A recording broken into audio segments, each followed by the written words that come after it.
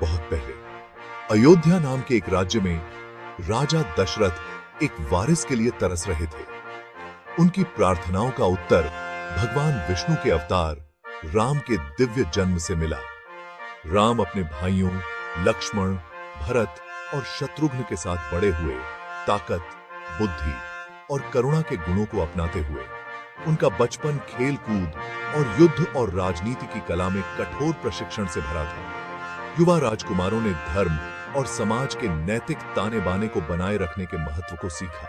उन्हें अपने बड़ों का सम्मान करना और अपनी प्रजा की सेवा करना सिखाया गया। राम सबसे बड़े बेटे के रूप में नेतृत्व के असाधारण गुणों का प्रदर्शन किया।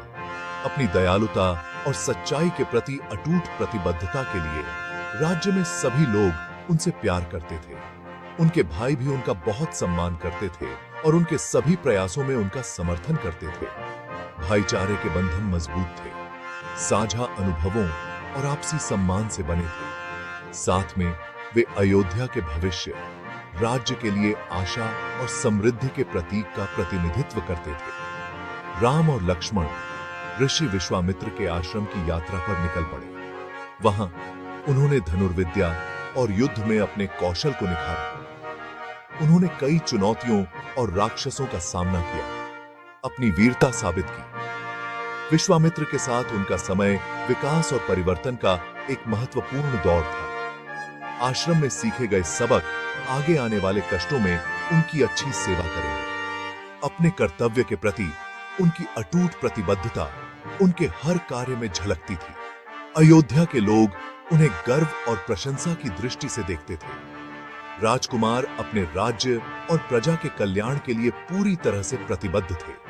कर्तव्य और जिम्मेदारी की यह भावना उनके आगे की कठिन यात्रा में उनका मार्गदर्शन करेगी।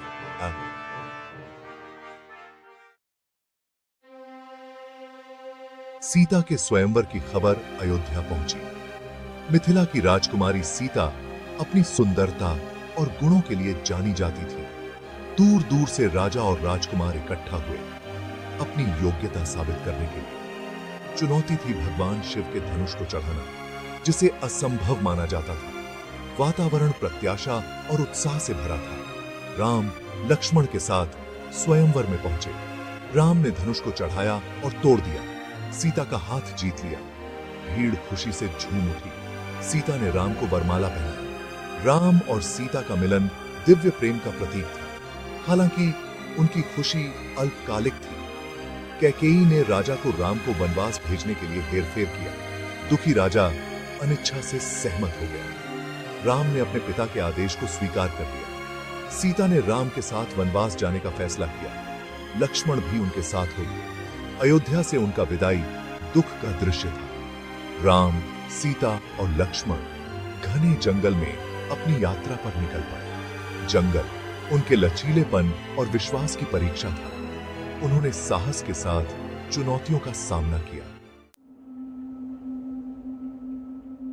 Awesome. Section 4. The Alliance with Sugriva and Hanuman's Leap of Faith. Section 5. The Epic Battle and Ravana's Downfall. Section 6. The Return to Ayodhya and Rama's Reign.